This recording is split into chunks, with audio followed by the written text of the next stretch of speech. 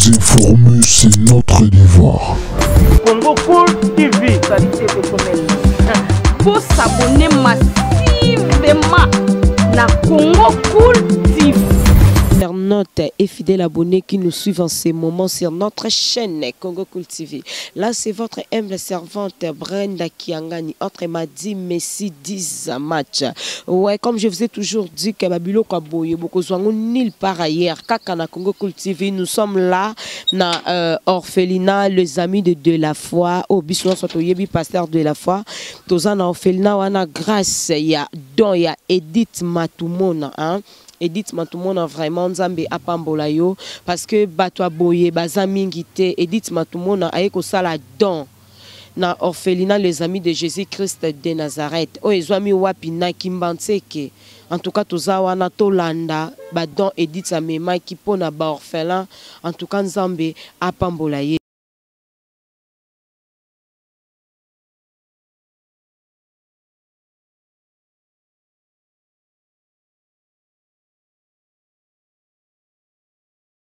Nous sommes là vraiment, nos abonnés à Congo Cool TV, Tozawana, les amis de Jésus-Christ de Nazareth, hein, les amis de la foi, orphelinat, grâce à Edith Matumona, Oyaye Kosala Badon, vraiment. Là, je remercie Seigneur Jésus-Christ de Nazareth pour cette journée, et cette journée à gloire, journée à bénédiction. Merci Tolanda, Oekolekana Katsi, hein, et l'ongona bana nabiso, ba maman nabiso, ba ndeko nabiso, famille nabiso, vraiment. Merci. C'est vrai que la Bible dit dans le livre de Jacques chapitre 1er, verset 27, que la religion pure et sans tache devant de notre Père consiste à visiter les orphelins et les veuves dans leurs afflictions. Ce n'est pas qu'un colo l'église habillée,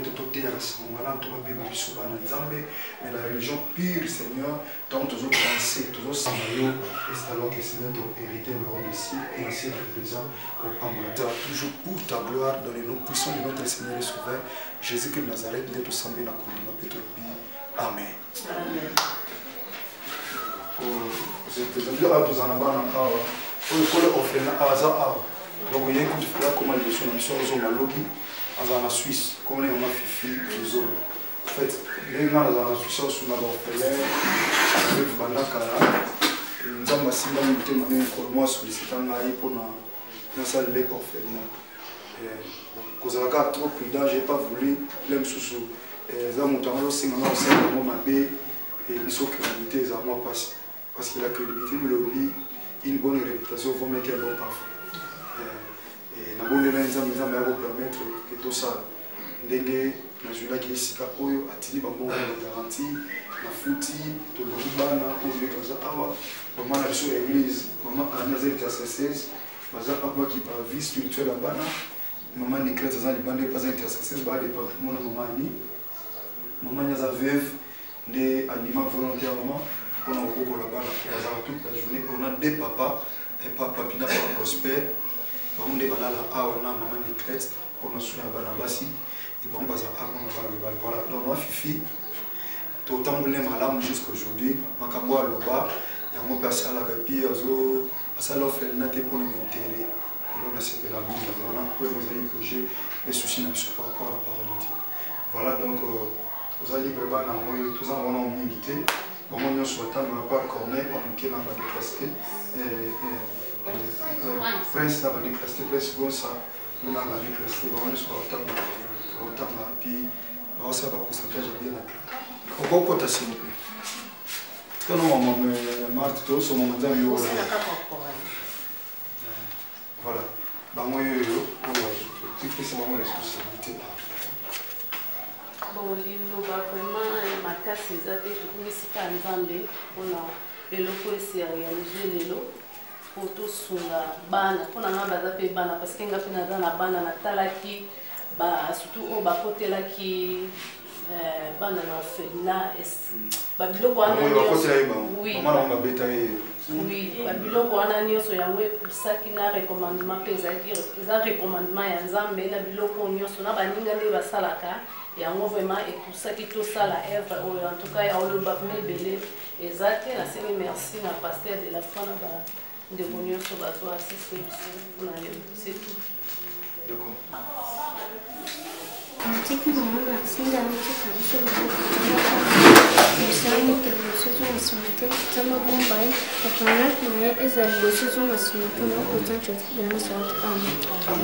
Merci. Totel mito sambela. Paul o sambela. Mama elita za monte, mama za monte, ira bande ko misuki ba sumaki. Le ba ina mo loko yo na ngolo nzambe ko ba pambola bi. So ko sambela pona ba mo so ba tikali kuna na poto na yaye awa nzambe apa ko sambela. Bible lui soit offert la sambeli quand un orphelin crie, l'Éternel écoute. C'est écrit dans la parole.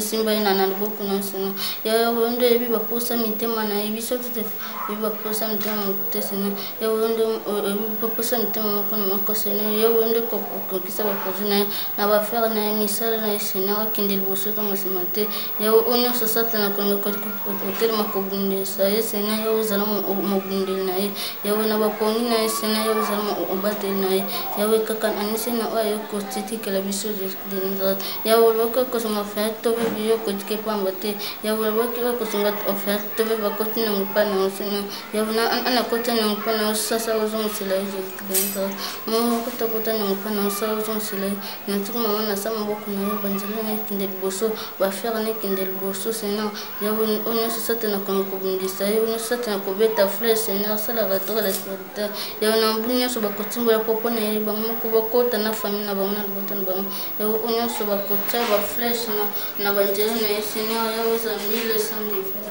na a déclaré Seigneur ces yote na pati na famille ya u Seigneur ce malade qui est psychique bikauki ya u ndi bati na sababu kuna mtu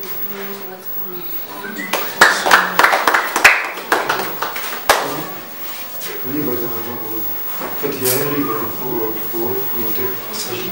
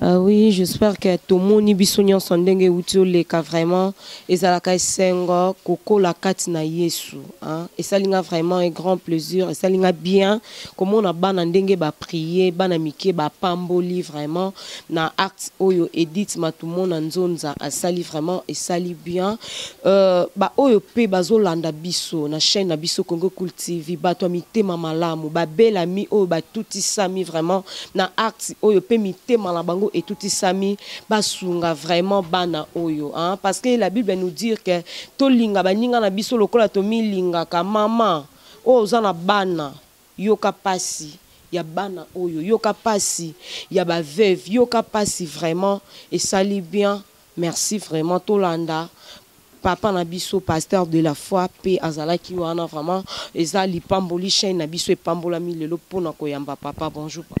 Bonjour Yaya, merci. Papa tout sepeli na acte oyo eleki vraiment moi liloba par rapport à ma camp oyo Edith asali. En fait, merci pas un colo parce que toza ba pèlerin baleki nzela tokozwa nyonso un jour tokufa totika nyonso. Donc or que tant toza na bomo c'est le temps to préparer lobi na biso po toyebi mikolo to bala ba mikolo to botama to fêter ba anniversaire des fois même ko la kufa toyeba ngote toyeba ngote et na ospesa merci na ma médite na bande nyonso tout ba ko sala seke bana ba jouer loko lia ni loko olata et biso eza vie na biso. Donc on est là seulement tous les jours et tout autour ya bato bazo lela parce que c'est la mission de l'église. Donc un grand merci nae, un grand merci na binope ko bozala canal ya komisa makambo bande ko musu bosala pour la gloire de Christ afin que bande ko musu ba mona ko la pambola binope. Bonjour. Vraiment maman tomoni oye na badon na les amis de la foi to yebité ozuli kanti oyo wapi parce que ozana nous jeunes et ça vraiment rare hein jeune nokola yo a raisonner likamba boye ils en ont tout ndenge nini. Non, d'abord premièrement la komisi nzamba lola oyo ataki nga cœur kosunga ba orphelin en tant que sous maman parce que naza maman ya bana ebele na bana nanga pe bazalaka na posa wana ya osunga na pesi pe merci na mobali nanga mitonzonza oyo pe depuis nazwaki vision oyo en tout cas a poussaki nga vraiment azalaki wana pona soutenir nga en général moral physiquement financièrement na pesi merci na bana nanga Shilo Destiny Chris Johnny Fan Victoria na pesi bango merci na bandeko nanga oyo ya Bethel Church o ba soutenir nga pona ko réaliser œuvre oyo.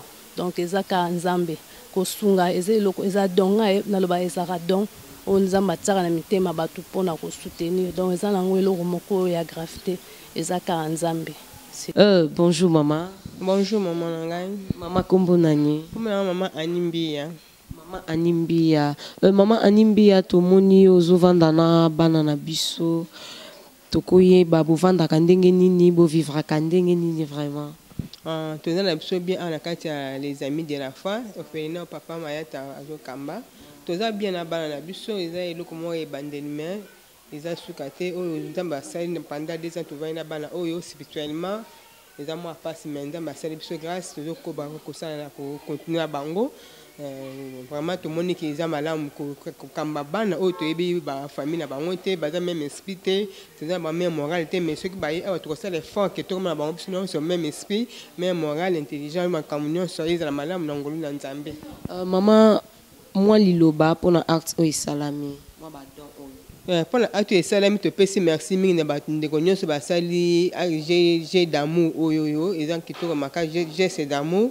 Les gens vraiment pour le cancer orphelin ou à pesika bazali vraiment dans pambola bango abakisela bango ya mingi sukaka awate ba continuer la vision na bango par ci par là ntambe penza kotika bango te merci penza na bloko comme les biso penza donc cœur comme les biso penza malam. Merci vraiment bonjour maman tomoni yo pembeni ya maman Edith matomona yo poye ko sala badon tokoye ba Ozanani kombo nani? Kombo nanga Geti, naza compagnon ya madame Edith. Vraiment, en tout cas, tu as que ça là-dedans, qu'on a bana orphelin. Vraiment tout à qui nango.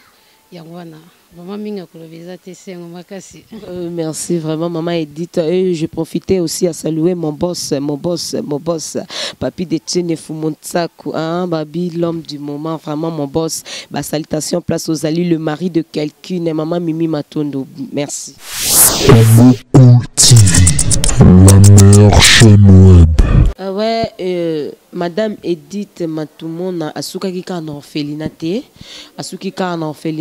a tozana hôpital mokili mwinda epa ya docteur Igo epa iwapi ayaki ko tala ba malade baka o eza ya mabe pe ba maladie o bakangama likolo ozanga mbongo possibilité ezate. Edith Matumona asali eloko moko boye oyo lekeli vraiment ya esengo makasi abimisi si ba malade na ba hôpital ba malade ba kangama baza mbongo obimate afuti ba fartir vraiment to landa ndenge lekaki. Merci na pasteur vous avez intérêté na makambo bele déjà que moi j'avais mon ça via yone ma médite à moi na bazaka bati tamba chaki na mutema ndinga ye na matea yo kaka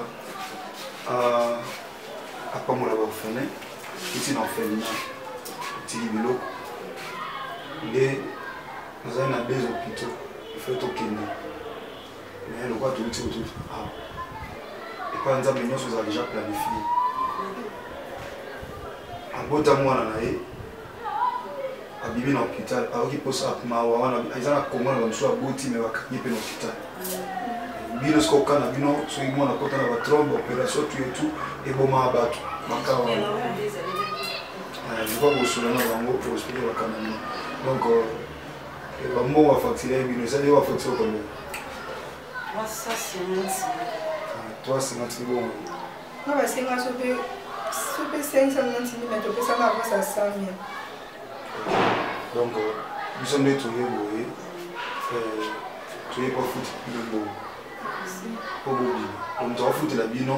Ils ont raté, ils ont même dit, ils sont chargés à qui on va foutre le voilà. Donc, nous sommes déjà pour ça, nous avons ça, nous sommes là pour on doit ça là. C'est un peu ça. Voilà. Si on peut se mélanger, ils ont mal pour passer dans le micro pour regarder souvenir, imaginer pas une école comme ça. Bonjour madame. Bonjour. Madame Kombonani. Mireille. Mireille, tout le monde est en hôpital, aux Obelanines.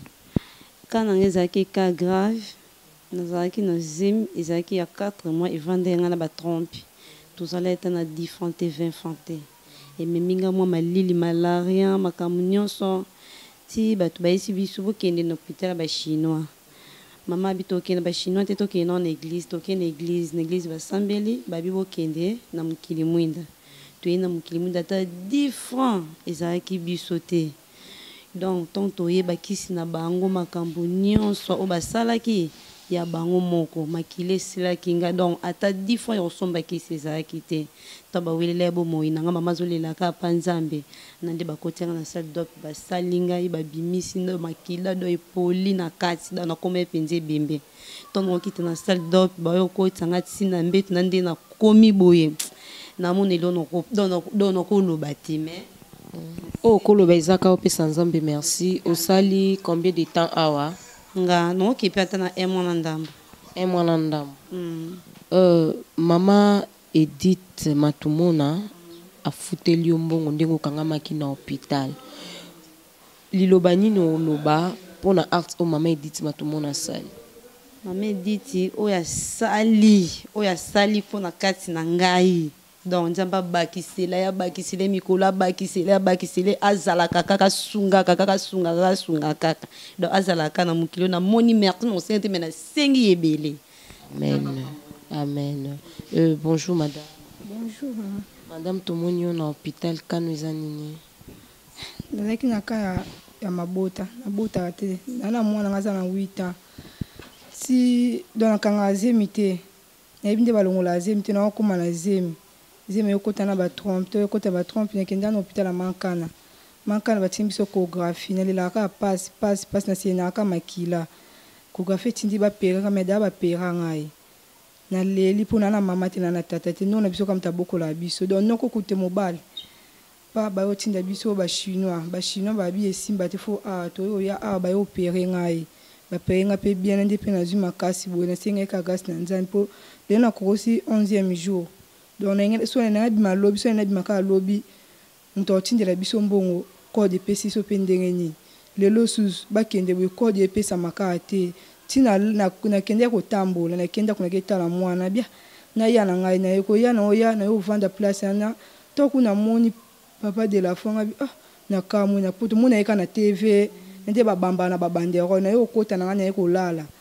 ti docteur ayo bimisa ngai nga kuna bangi donc nana mingo lobate nana mama te na nyo kwa makaka mbali ntakipa ngai e ya bute ya mo ka mobile ti koma na kambo babimisa biso donc na yebite siko na ndenge ovandi na hôpital mama Edith Matumona andimi kufutelo mbongo lelo obima na hôpital liloba nini okoloba na acte o mama Edith asali nakosenga merci ya mingi donc bolamu oyo nakotika kobosana te ntina okota na sa mabele nayebi te donc nandobetela yango bana na ngai génération par génération ntina obima awa nake na ndako ata so nayebisi bata quartier naokaka kaka papa sungaka papa de la fois sungaka bato mais na ndako oyoka yango na donc nobenge na christian oyo abenga lengo donc oyo toyoka nga motina eza bosuka moto ezotelema ngai na ndimaki te donc nayeba namona lokwa ndoto nalali na loti mais e réalité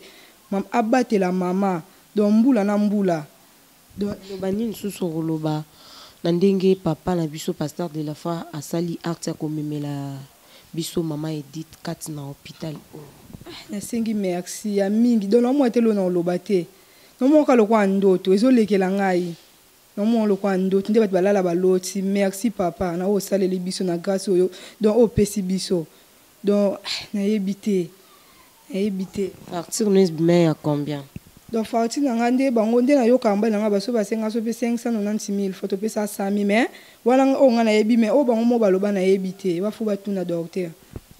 Merci. Bonjour docteur. Bonjour. Docteur Kumbonani. Kumbonanga docteur Zoma Oscar. Docteur Oscar. Tomoni ba maladie oyo to koki koyeba bakana bango ezanini po bango baza vraiment baoko kwa expliquer biso tesu ya état na bango. Merci bandeko oya basi mibale to yambaki bango ça fait à peu près 2 semaines awa bazaki na pasi ya grossesse extra-utérine donc mutu a commis na tango à concevoir conception ou bien fécondation et ça la makana niveau à trompe alors et arriva que et fécondé il faut étendre là et vendre la matrice à moi aussi mais chez certaines femmes peut-être à cause des alagaming bah infection bah trouble hormonal et ça la rappelle que et fécondé au lieu de vendre la matrice pour moi na accord la normal et ça la que par accident il vendent na trompe alors 1 mois 2 mois il faut trompe et pasuka et ça la douleur et ça la perte ya ba makila et ça la ba hémorragie interne et ça la ba chute ya ba tension nde bayaka awa en catastrophe o ya mibale to ya mbaka ikutu na butu ba 23h donc to sala opération na butu pour ceux qui alali vraiment likama ikoki koya nde problème na bango yango wana bon côté tarification eza biloko to sengilaka $500 mais vu milliers tozali o ya mibale awutaki na hôpital mususu médecin azalaki disponible te awa lokola nga nazalaka permanent nde tango ba téléphoner nga na yisi boya na enoki po naza nanga sur place alors na urgence wana to sengaka $400 alors nde ayaki kotikala na $350 oya liboso to sengaka pe $400 bayaki kotikala pe na $300 comme mbongo esengeli bafuta na hôpital mais tango na moni bandeko baye kosala misala ya nzambe bolikambo te biso pe to travaillaka à la fois tozala ba humanitaire alors moyen to kanga motema ezate elles sont appelées à vivre dans un milieu naturel il faut zonga na bandako na bango ba continuer misala na bango parce que maladie déjà si esili donc on ne peut qu'ouvrir le cœur avec le peu ya lisungi o mama na biso ndeko na biso ya mwasi aye nango soit izate il faut ka tondima mwandambo bénédiction onzambe ya ko permettre biso pe tozwa ata mwa kituke ya bénédiction wana ekozala malamu pona mwandambo te docteur bénédiction onzambe ya ko pambola merci beaucoup pasteur moi liloba na acte o salami pasteur de la foi maman na biso Edith ndenge baye pona kobimisa ba malade o bakangamaki bon nako loba en 2 volets liboso na banla pona pasteur c'est pas la première fois vraiment chaque année Donc nous devons être reconnaissants. Chaque année, pasteur a défilaka. Ce qui est à mon anaté, au moins bas service naie, bas les kaka à tout bout de champ pour na kosunga, baye, bazana ba impossibilité, ya ko soins de santé primaire ou ya ko futa. Vraiment pasteur, ce qui n'a koki kotanga chaque année a défilaka awa 5 ou 6 fois. Ce qui est mon quoi en personne te ba service naie to bana naie vraiment bayaka. Donc c'est un grand partenaire pour Nabiso Mukili Mwinda peut négliger gayete et puis témoignage naie en tout cas to memango partout aux alaka. Likambo mutu azosala faut koloba pour na encourager pe vraiment atana lobby merci mais na loba kananga ngotango nyonso donc pour na pasteur vraiment c'est pas la première fois. Et je sais que ça ne sera pas la dernière fois parce que Eza Loboko Emesa Nango Kaba, Emesa Nango Sunga. Donc vraiment, c'est un grand partenaire pour Nabiso. Voilà. Alors pour la maman Nabiso Edith, vraiment, Nzamba Pambolayo parce que pour nous aussi, elle nous consomme les lits, l'énergie électrique, l'eau, Azo Kangapembeto quand même. Donc, Oyo Sali, bien que ça soit symbolique, mais c'est un grand geste. Donc, trouvez ici notre sentiment le plus déférent et que Nzambe, le Dieu de cieux, à Pambolayo, à travers son Fils Jésus-Christ, Tika Misalano Ekende Liboso, que Ezalambala Libosote, prochainement, nous aimerions aussi Oye et Longona Papa, Oye Kosunga Bande Komosusu. Le centre hospitalier Mukili Mwinda, vu sa situation géographique, Toyambaka à 90% de mini kaka. De mini kaka et c'est ça notre difficulté aux hommes na que centre ils ont s'autofinancer parce que la majorité ya ba malade tozo yamba bazalaka na incapacité ya kofuta ba frais na bango. La consultation c'est 5 000 francs seulement mais ndenge bazana bango mi balé mutu afuta biso 5 000 azate vu ba état ba yela donc nous étions obligés de brûler les étapes pour na ko sauver kaka batu. Donc merci beaucoup pour na geste oyo nzambe nanga zongisa ebele. Vraiment oyo docteur alobi na oyo bandeko na biso balobi eza esengo makasi na motema kozala na moto oyo azala motema ya kosunga vraiment lokola papa na biso Jean-Paul Mayata de la foi, pasteur de la foi, vraiment biso pe ba otozolanda babi la main qui donne c'est la main qui reçoit. Biso tozolanda otozana mitema wana toyoka liloba ya Nzambe vraiment to soutenir papa na biso parce que soki azui lisusu beaucoup plus à kosala nansi toyoki témoignage oyo docteur na biso Oscar alobi vraiment maman Edith to soutenir ye na ba prière tolanda oyo alobi merci maman Edith matumo na nzonza oyoki oyo bandeko balobi pe oyo docteur alobi vraiment na yebite liloba nyo koki obakisa likolo ya maloba o docteur alobi na o bandeko na biso basi balobi melo kana obakisa pona nga esengo ka etondi katinanga parce que na sali ezali comme le quoi devoir katinanga donc il fallait na salango donc na pesika Nzambe merci pasteur de la foi na docteur ndenga ndimi to bimisa bandeko na mibale o merci. Ouais, merci. Papa Jean-Paul Mayata, pasteur de la foi, Toyoki o docteur alobi na ebité lobani okoki ko bakisa likolo na o docteur alobi vraiment. Non, on va remercier docteur Oscar na mukili mwinda mobimba pona kondima biso na lisuli o mama Edith auti nango musika ye nango ono salisa batu et moi personnellement si m'a remercier aussi maman Edith pour un geste et puis nazolo bato saka o nzambati to sala. Vous savez un jour Christ a lobi ayi sabaye ko nazaki hospitalisé boye ko talangate baye ko batuni Christ quand est-ce que vous allez hospitaliser habiter so mutaza malade dans l'hôpital otali était ce ko talingate.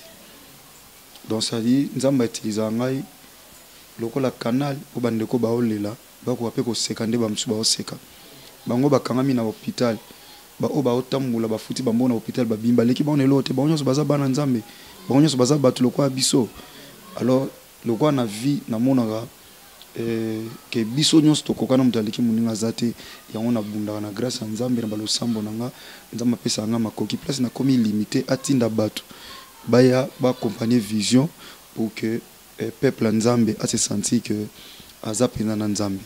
Et on a même na bandeko ba sambela mingi parce que même ndeko dit ba mbonga futi alors tiens ote ils ont mbonga poto la passe ba to fa l'étranger ba yebi moya makasi malili ya makasi donc ba souffraka musozo mona abima 4 heures azonga minu fa sala awasala kuna polu ka mbongo famille pai mais ko ndima ko yako kitabo epona abimisa mbo pa muto abota mine makila mo côté donc ce qui veut dire molimo nzambe mto tambusi bon donc nzamba pambola bonga pambola docteur Scar pambola hôpital mokilimunda mobimba pe akanza bandeko oyo de la manière qui makambo a passé jui bango lobe zo bango les sociétés na komba Yesu Masia Nazareth. Et merci Nabino ndenge bo accompagner biso.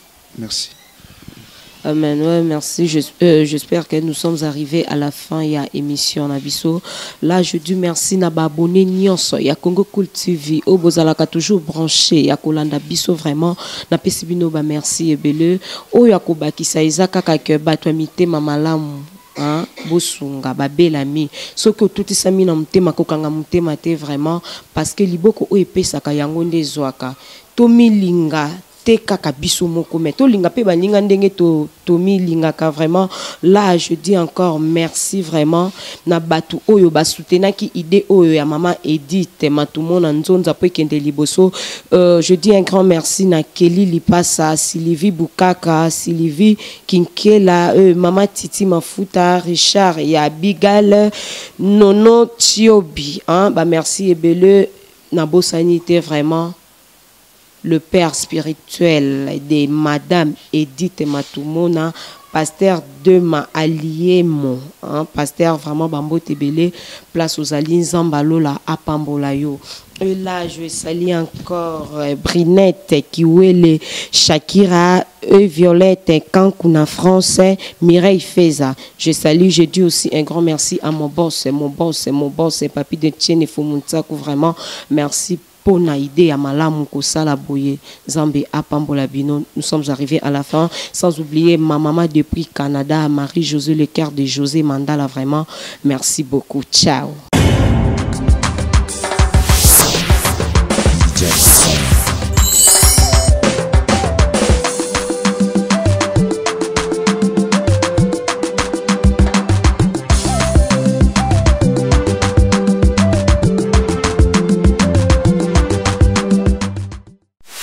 Congo Cool TV, la meilleure chaîne web. Congo Cool TV, vous informer, c'est notre devoir.